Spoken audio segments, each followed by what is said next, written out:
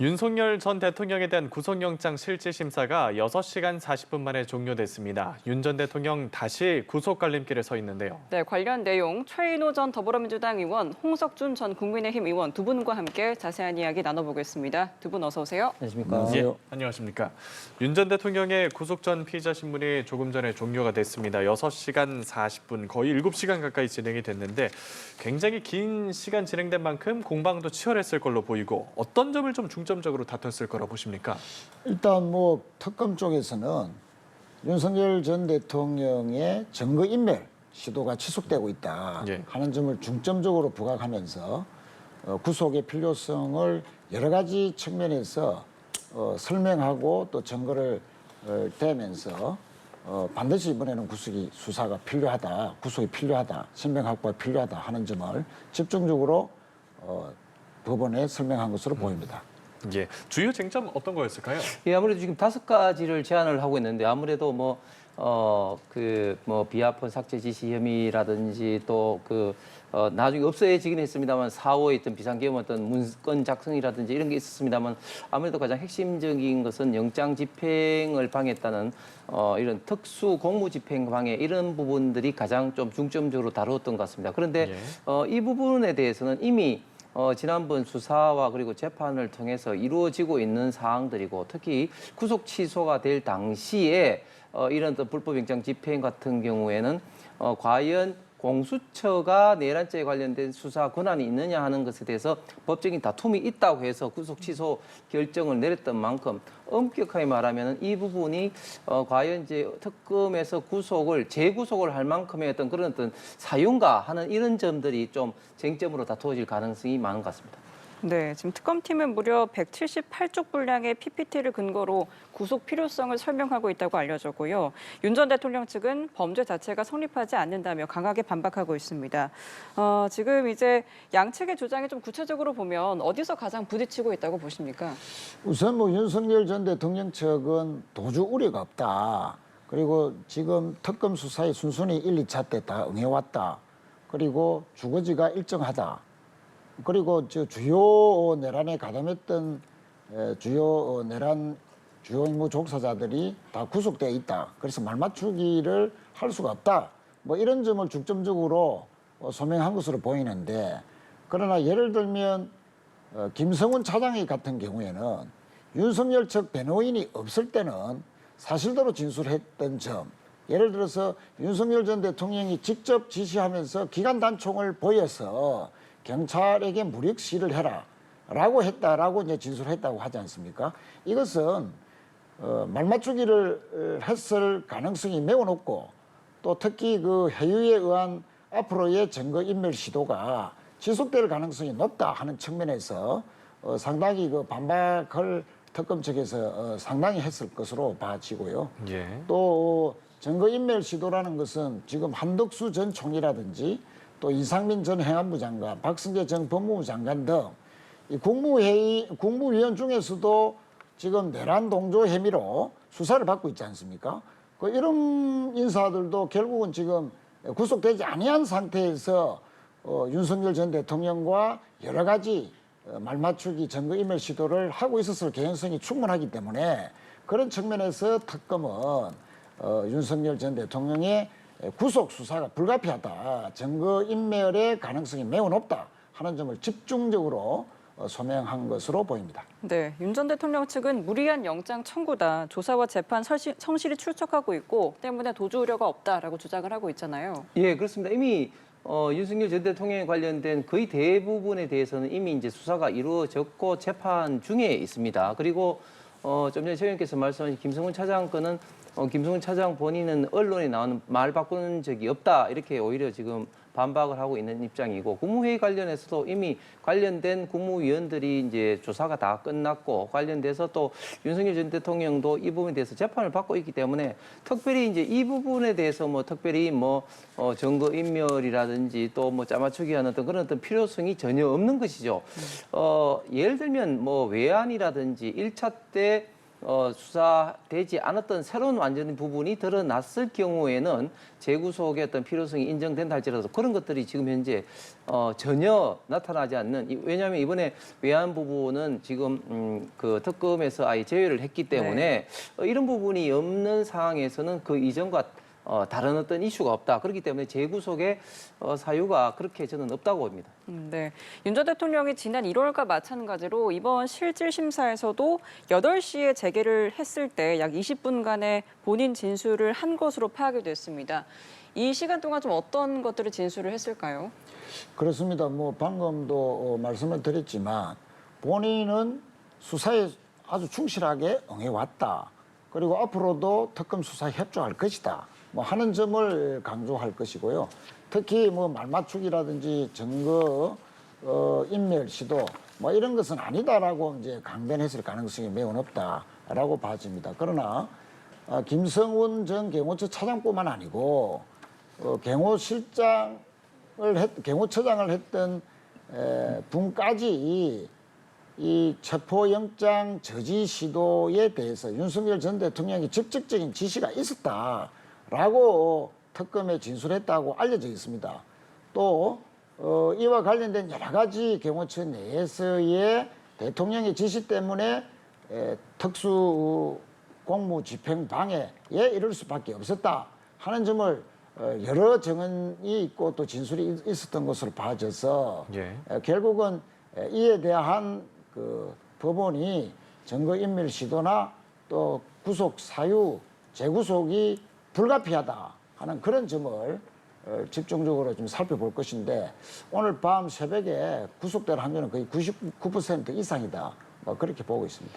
네, 어떤 내용으로 이제 진술을 했는지는 아직 정확하게 내용이 파악되지는 않고 있는데요. 좀 이런 본인 입장을 피력하는 것이 재판부에게 좀 어느 정도의 호소력이 있겠습니까? 예, 아무래도 지금 전직 대통령으로서 당시 했던 사항을 좀 설명을 하는 것이 아무래도 재판부의 이제 이해를 돕는 데는 저는 크게 좀 도움이 되리라 보고 특히 전직 검찰총장이셨던 윤석열 전 대통령이 지금 특검이 지금 노리고 있고 특검이 갖고 있는 증거가 뭐기 때문에 관련된 부분에 대한 어떤 반박을 본인이 직접 재판부에 하는 것은 상당히 좀 효과가 좀 있을 것이라고 보여집니다. 특히 지금 계속해서 이제 체포 관련된 어떤 저지 지시 여부에 대해서는 좀 전에 말씀드린 1차 때 이미 이 체포 영장 자체가 공수처가 수사 권한이 있을지 없을지 다툼이 있음에도 불구하고 서부지법에 영장을 발부받아서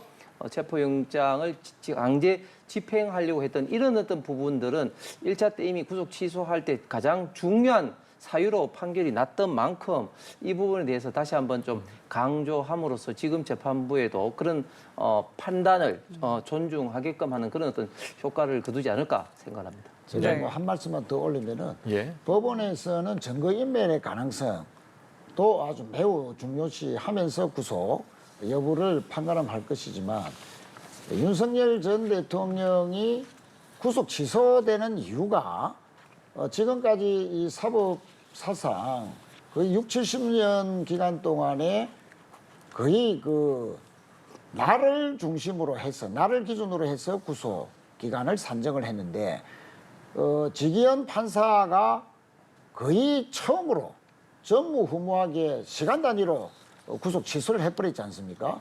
또 심우정 전 검찰총장이 적시 항고도 하지 않았고요. 이런 그 구속 취소에 이르는 법원의 판단이 상당히 그 무리했다. 또 위법적인 판단이었을 가능성이 높다 하는 점도 이번 그 재판부가 감안해야 될 내용이고 또 감안하지 않겠나 그런 생각이고 특히 구속 취소 이후에 윤석열 전 대통령이 보인 언행들이 매우 국민 정서에 반하는 것이 많았다.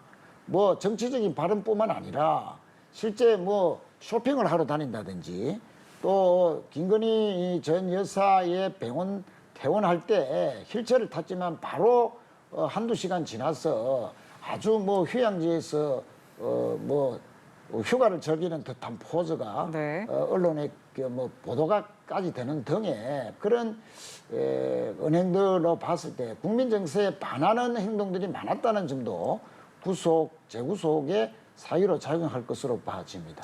근데 쇼핑하는 게 국민 정서에 반한다고 한다면 그럼 숨도 쉬지 말아야 될 건지 모르겠지만 지기현 당시 부장판사가 구속 취소할 때는 뭐 날, 시간 이런 것도 중요하지만 가장 중요한 것은 수사 권한이 과연 이 내란죄에 관련해서 공수처 갖고 있는지 그 여부에서 다툼의 여지가 있다고 판단한 사항입니다. 예, 네. 알겠습니다. 오늘 있었던 이제 구속영장 심사에 대해서 두 분 의견 들어봤고요. 아직은 결과를 기다리고 있는 중이라서 저희가 관련된 내용 나오면 신속하게 전해드리도록 하겠습니다. 주제를 좀 바꿔보겠습니다.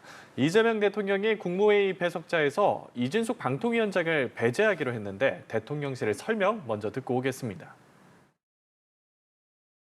비공개 회의에서 나온 발언이나 토의 내용을 대통령실 대변인의 공식 브리핑 외에 기사화하거나 왜곡해 정치에 활용하는 건 부적절한 공직기강 해입니다.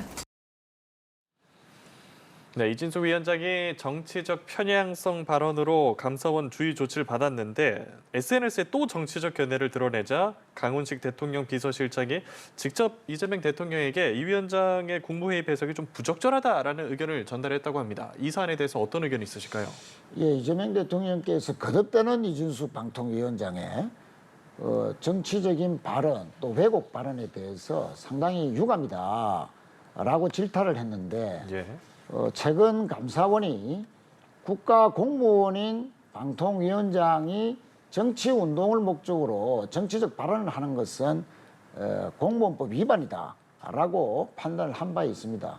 실제 그 방통위원장은 정식 국무위원이 아니고 배석자일 뿐입니다. 배석자는 그냥 듣고 또 대통령이나 국무위원들의 질의에 답변하는 정도의 역할에 주어지는 것인데 이것을 뛰어넘어서 한 번도 아니고 여러 차례나 대통령께 어떤 항명성의 질의를 한다든지 이 비공개에서 질의하고 또 대통령께서 답변한 것을 마치 자신의 어떤 정치 논리를 정당화하려고 SNS에 아주 그 수차례 글을 올리는 등의 국무위원 배석자로서는 상당히 그 부적절한 그런 행위들이 계속되어 왔다 하는 그런 측면에서 이 국무회의 배석을 배제한 것은 당연히 당연한 조치이고 이진숙 방통위원장이 자업자득이다 그렇게 생각을 하고요. 이진숙 방통위원장은 지난 그 윤석열 정권 때 방송을 장악하려는 그런 여러 가지 계약 시도들을 해왔다 하는 점에서 많은 지적을 받아왔는데 실제 대통령 선거 결과는 어떤 방송에 대한 개혁에 대한 국민들의 어떤 찬성이 분명히 내포되어 있다 하는 그런 측면에서 지금 1인 하기 때문에 아무런 일도 하지 못하는 식물기관으로 전락했지 않습니까? 방통위원회가. 그런 점들도 감안해 봤을 때는 이준석 위원장의 직무 배제를 넘어서는 어떤 스스로의 어떤 조치도 필요하지 않겠나 저는 그렇게 보고 있습니다. 예, 이번 결정 어떻게 보셨습니까? 예, 지금 이재명 정권의 그 이진숙 방통위원장이 좀 고사 작전, 압박 작전이 이제 본격적으로 된 것 같습니다. 예를 들면 지금 방통위원회가 위원장을 비롯해서 5명으로 구성이 되어 있는데 예. 3명이 국회에서 2명이 이제 정부에서 대통령이 이제 그 추천하도록 되어 있습니다. 그런데 방통위원장은 이제 임기가 보장이 되어 있고 이진숙 방통위원장은 내년 8월까지 임기가 되어 있습니다. 네. 그런데 지금 국회에서도 방통위원들을 추천하지도 않고 이재명 대통령도 지금 방통위원을 지금 추천하지 않고 있으면서 방통위원회가 실질적으로 운영되지 못하는 그런 상황에 있습니다. 그런데 이제 조금 전에 이제 강유정 대통령실 대변인이 비공개 국무회의를 공개했다고 하는데 그 부분에 대해서는 명확하게 좀 사실이 아닌 게 과방위에서 김현 의원이라든지 민주당 의원들이 이제 방송 3법을 통과시키면서 관련된 의견을 물었을 때 이진숙 위원장이 이재명 대통령은 국무회의에서도 방송을 장악할 의도가 없었고 뭐 좀 안을 마련해봐라 이런 어떤 이야기를 했다는 이야기를 의원들과의 어떤 답변 과정에서 좀 자세하게 좀 나오게 되었습니다. 그렇기 때문에 그런 어떤 상황에서 과연 이제 비공개 회의, 국무회의를 누설했다, 밝혔다 이렇게 이야기하는 것은 맞지 않는 것이죠. 그렇기 때문에 저는 이재명 정권이 지금 현재 그리고 민주당이 방통위원장 이진숙 위원장을 지금 압박하는 게 지금 현재 본격화되고 있다. 고사 작전이 본격화되고 있다. 이렇게 보입니다. 네, 그럼 이진숙 위원장이 배제 결정은 아쉽지만 사퇴할 뜻은 없다고 밝혔습니다. 지금 이 위원장과 새 정부 간의 갈등이 고조되고 있는 상황인데 이렇게 여권대 사퇴 압박이 좀 계속될 경우에 좀 거취 변화 가능성은 어떻게 보세요? 뭐 아까 홍석천 의원님도 지적했지만 임기는 법적으로 보장돼 있는 것이 맞죠. 그런데 지금 방금도 설명을 드렸지만 방통위 완전히 파행 운영을 하고 있습니다. 사실상 뭐 위원장 1인 체제로만 돼서 어떠한 결정을 할 수도 없는 식물 지금 기관으로 전락해 버렸는데 지금 국민들이 바라는 방송 개혁이라든지 통신과 관련된 여러 가지 제도적인 보완 등의 과제들이 숱하게 남아 있는데도 불구하고 이진숙 방통위원장의 1인 체제가 계속되는 것이 과연 맞느냐?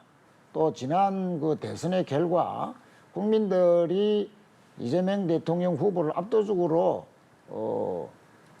압승하게 만든 이유 중에 하나도 이 개혁 조치들 중에서도 방송이나 통신에 대한 어떤 또 체질 개선 그리고 그것을 넘어서는 제도적이고 법적인 개혁들 뭐 이런 것까지 다 포함되어 있다고 볼 때는 이진숙 위원장이 나름의 어떤 국민들의 개혁 의지를 담아낼 수 있는 스스로의 조치가 좀 필요하다 하는 측면을 다시 한번 강조드리고요.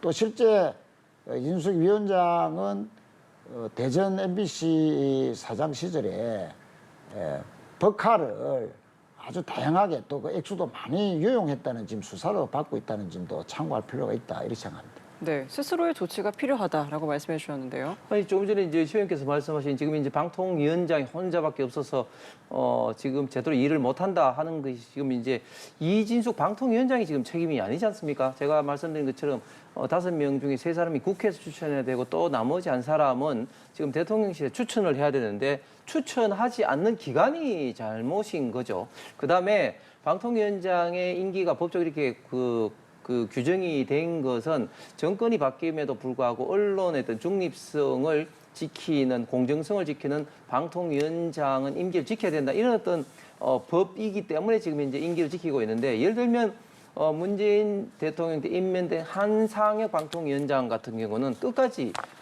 임기를 거의 다 지켰습니다. 저 같은 경우는 당시에 과방이 있었는데 저희가 그때 뭐 한상혁 방통위원장 물러나라 이렇게 요구한 적은 없죠. 근데 그 반면에 문재인 정부 때는 정권이 바뀌자마자 KBS라든지 이런 어떤 공영방송의 사장, 이사들을 강제로 좀 몰아내고 특히 또 그 나가지 않은 강규영 이사에 대해서는 탈탈탈 떨면서 틀었는데 나오는 게 없는데 결국은 김밥 2,500원 때문에 문제 삼아서 해임을 했고 그게 나중에 소송에서 다시 이겨서 돌아오는 그런 어떤 사건들도 있었습니다. 그래서 정권이 바뀐다 할지라도 임기가 보장돼 있는 방통위원장이라든지 또 권익위원장, 인권위원장에 대해서는 정권의 여부를 떠나서 계속해서 임무를 지속하는 것이 맞다. 이런 것을 너무 이렇게 압박을 해서는 그 비판과 후폭풍이 굉장히 돌아올 수밖에 없다고 생각합니다. 네, 알겠습니다.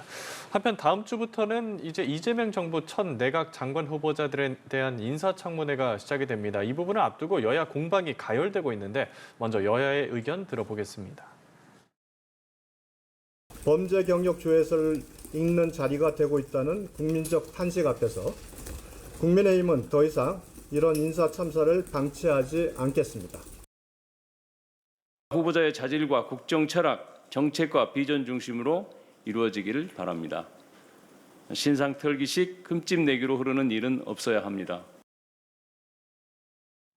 예, 국민의힘에선 장관 후보자들을 범죄 종합 선물 세트로 규정하고 있거든요. 예, 참 안타까운 사실입니다. 대한민국의 그 장관 후보자들이 이런 범죄 경력도 많고 또 이런 혐의도 많이 있는 적이 있었나 참 안타까울 뿐입니다.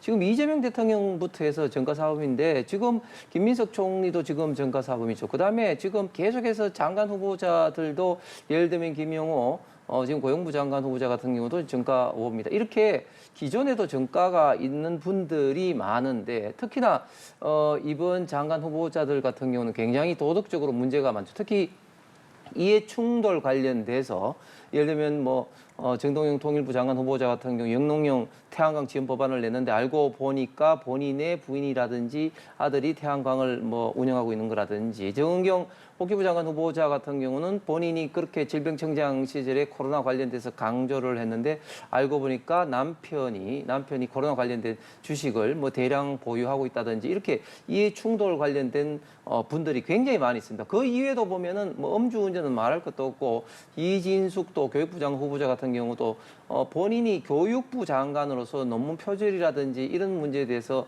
누구보다 더 좀 엄격하게 바라봐야 되는데 본인이 이렇게 제자들의 논문이라든지 또 쪼개기 논문하는 이런 어떤 표절 의혹이 굉장히 좀 많이 있기 때문에 이런 어떤 도덕적인 문제를 많이 갖고 있는 장관들이 과연 제대로 국민들의 신뢰를 받을 수 있겠는가. 그런데 여기서 조금 더 걱정스러운 것은 김인석 총리 후보자 때 청문회 때 뭐 이런 어떤 의혹을 밝히겠다고 했는데 막상 청문회가 되니까 이 정인도 없는 사상 초유의 청문회가 되지 않았습니까? 그리고 또 요구하는 또 자료도 제출하지 않고 있었습니다. 그래서 저는 이런 것들이 아주 나쁜 선례가 되어서 청문회 때 지금 이제 밝히고 소명하겠다고 이야기했는데 제대로 소명할지 자칫하면 또 맹탕 청문회로 좀 되풀이되지 않을까 걱정이 됩니다. 예, 민주당에서는 후보자 전원 통과를 목표로 하고 있지 않습니까? 그렇습니다. 뭐 민주당은 낙마할만큼의 문제가 있는 후보자들은 한 명도 보이지 않는다. 그런 측면에서 모든 후보자들을 전원 엄호해서 조속한 국정 안정을 위해서라도 빨리 내각을 완전체로 완성시키 가야 되는데 국정 운영에 뒷받침해야 되겠다 하는 그런 각오를 지금 다지고 있는 중으로 보이고요. 실제 민주당은 김민석 총리 후보자 때처럼 국민의힘이 너무 흠집내기식으로 정치 공세로 일관하는 그런 후보자들에 대한 검증은 너무나 잘못된 것이고 오히려 좀 무책임한 거 아니냐 하는 그런 측면에서 이번 그 장관 후보자들에 대한 청문회나 또 검증은 철저하게 장관으로서의 정책 역량이 있느냐, 또 자질이 있느냐, 또 특히 현재 우리가 민생 경제에 얼마나 실제 역량을 발휘할 적절한 그 시각과 정책 역량을 가지고 있는지 이런 점을 중점적으로 좀 봐야 된다는 것을 주문을 하고 있습니다. 예를 들면 경제팀에게는 민생 또 경제 회복을 위해서 어떻게 빨리 정책을 내놓고 또 성과를 보일 것인지에 대해서 후보자들에게 집중 질의가 있어야 될 것 같고요. 특히 그 부동산 안정을 위해서 국토부 장관이라든지 관계부처 장관들은 어떠한 시각을 갖고 있고 또 어떠한 대책을 갖고 있는지에 대해서 집중적으로 질문하고 또 국민들의 궁금증을 해소할 수 있어야 되지 않겠느냐. 뭐 이런 그 국민들이 실제 새 정부에 대한 기대 또 정책 역량 발휘 이런 것에 초점을 맞춘 좀 자질 정책 검증의 청문회가 되길 바란다 하는 것을 강조드리고 싶습니다. 네, 앞서 이제 이진숙 사회부총리 겸 교육부 장관 후보자에 대한 논란을 잠시 짚어주신 바 있는데요. 조금 더 자세하게 살펴보자면 논문 표절, 차녀 조기 유학 위법 여부 이게 도마에 올랐습니다. 오늘 16일에 인사청문회가 이제 예정이 되어 있는데 앞서서 좀 맹탕 청문회가 되지 않을까 하는 우려를 제기해 주셨어요. 좀 어떤 기준이 있어야 될까요? 그렇습니다. 뭐 지금 이진숙 후보자는 차녀의 조기 유학에 대해서 위법이다라고 인정을 하면서 사과를 하기도 했는데 사실 이진숙 후보자가 청문회에서 특히 그 논문과 관련된 여러 가지 의혹들에 대해서 제대로 소명이 되어야 되지 않겠나 그렇게 생각을 하고요. 특히 그 논문 표절 부분은 당시 그 연구에 함께 했던 제자들이 어제 성명을 발표했습니다. 예. 그 모든 논문들의 주도는 당시 교수님 이진숙 당시 교수가 주도했고 그런 측면에서 제1제자는 우리 이진숙 교수로 하는 것이 맞다 하는 그런 성명이 나왔습니다. 아마 이런 점들을 이진숙 후보자가 청문회 때 집중적으로 소명할 것으로 보이는데 뭐 개인적인 생각은 그런 것이 제대로 소명이 된다면 이런 그 논문과 관련된 논란은 상당히 불식되지 않겠나 저는 그렇게 봐집니다. 네, 지금 어떤 답변을 내놓느냐에 따라서 여론의 향방이 갈릴 것 같은데요. 예, 그렇습니다. 그런데 지금 민주당 같은 경우 한 명의 후보자도 낙마 없이 가겠다. 이런 것은 굉장히 국민들이 보기에 좀 오만한 발언들이죠. 결국 청문회에서 얼마만큼 소명이 되느냐에 따라서 임명하겠다. 이게 정답 아니겠습니까? 그런데 이진숙 후보자 같은 경우 조금 전에 최 의원께서 그렇게 말씀하셨습니다만은 다른 어떤 분야보다도 특히 교육부 장관이 논문 표절에 대해서 좀 엄하게 해야 되는데 이런 어떤 논문 표절이 한두 건이 아니기 때문에 좀 문제가 되고 있다. 특히 지금 조금 전에 그 장관들이 역량 부분 말씀하셨는데 정말 중요한 부분이죠. 그런데 지금 장관들 중에 유독 거의 뭐 의원 내각제를 방불할 정도로 지금 현역 의원들 그리고 현직 의원들이 굉장히 많이 있습니다. 아마 역대 정부보다도 압도적으로 가장 높은데 과연 저는 물론 정치인이 모두 다 실력이 없다 이렇게 다 일광적으로 말하기는 어렵습니다만 그럼에도 불구하고 어떤 전문성이 상대적으로 결여될 가능성, 특히 정치적 어떤 중립이 위배될 가능성은 굉장히 크다고 보여집니다. 예를 들면 행안부라든지 법무부라든지 이런 곳은 경찰이라든지 검찰을 지휘하고 법 집행을 구체적으로 해야 되는데 윤석열 전 대통령 때는 이상민 장관이 임명될 때 윤석열 전 대통령이 아주 친한 후배를 임명함으로써 정치적인 중립에 심대한 우려가 있다고 민주당이 그때 강력하게 비판을 했습니다. 그런데 지금은 현역 의원들이잖아요. 이렇게 현역 의원들이 너무 지나치게 배치돼 있다는 것은 장관으로 지금 현재 지명이 돼 있다는 것은 이재명 정권의 어떤 장관들의 역량 문제 그리고 정치적 중립성 문제도 저는 큰 문제가 있다고 봅니다. 예, 알겠습니다. 국민의힘 내부 상황도 짚어보죠.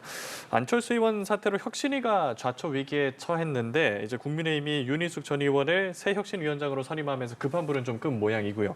윤 위원장이 재창당 수준의 혁신안을 마련해서 전당원 투표에 붙이겠다고 했는데 국민의힘의 혁신 이번에 가능하겠습니까?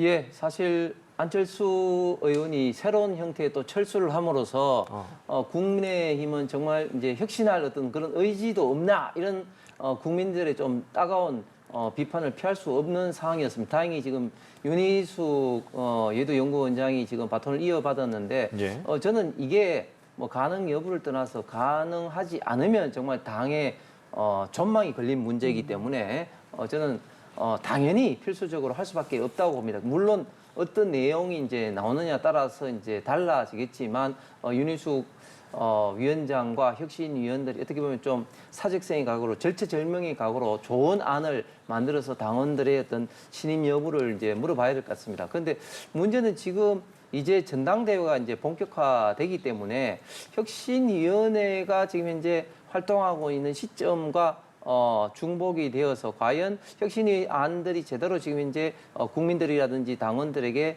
지금 이제 알려지겠느냐 이런 어떤 시기상의 좀 문제는 좀 있을 것 같습니다. 그리고 혁신위원회에서 만들어진 안들은 당대표로 나오는 분들에게 반드시 받아야 된다는 어떤 사전 약속이랄까 사전 어떤 그런 어떤 협약을 통해서 반드시 새로운 당대표가 이 안을 받는다는 어떤 전제를 깔아야지 혁신위원회에 좀 활동의 의미가 있을 것 같습니다. 알겠습니다. 윤 위원장이 이끄는 혁신이 어떨까요? 저는 회의적이다 이렇게 생각을 하는데요. 안철수 혁신위원장이 임명받은 지 닷새 만에 사퇴를 하면서 여러 가지 혁신위에 대해서 간섭이 심했다. 혁신위원 인선부터 날치기 처리로 해서 받아들이지 않은 점이 많았고 특히 그 혁신위 안에 대한 정권을 부여한다 하는 보장이 없다 하는 그런 이제 주장을 내세웠는데요. 과연 그 윤희숙 위원장이 혁신위원회에 대한 정권을 받았는지 또 혁신안에 대해서 전당원 투표로 붙이겠다 했는데 전당원 투표로 붙이기 전에는 당 지도부가 혁신안에 대해서 인정을 하고 그 100%를 그대로 전당원에게 전당원 투표의 안건으로 올려야 되는데 과연 그 지금 송원석 비대위원장 체제 하에서 과연 혁신안을 전적으로 받아들이고 안건으로 붙일 수 있겠느냐 하는 그런 것은 전혀 지금 담보가 되지 않은 상태가 아닌가 그렇게 봐지고요. 실제 그 송원석 비대위원장 겸 원내대표는 지금 내란 특검 수사를 보고 야당 탄압이라고 표현을 했습니다. 지금 하루가 다르게 윤석열 전 대통령이나 또 계엄에 주도했던 모든 범죄들이 새롭게 특검팀에 의해서 낱낱이 드러나고 있는데, 아니 그 특검 수사를 야당 탄압이라고 한다면 결과적으로 또 계엄을 옹호하는 거 아니냐 하는 그런 시각에서 봤을 때, 이 송원석, 특히 이게 친윤 지도부로 이루어져 있는 이 지도부 하에서 과연 윤희숙 위원장의 핵심안이 얼마나 성과를 거둘지는 저는 뭐 상당히 회의적으로 본다, 이런 말씀을 드리겠습니다. 네, 알겠습니다. 여기까지 홍석춘 전 국민의힘 의원, 최인호 전 더불어민주당 의원 두 분과 함께했습니다. 오늘 말씀 고맙습니다.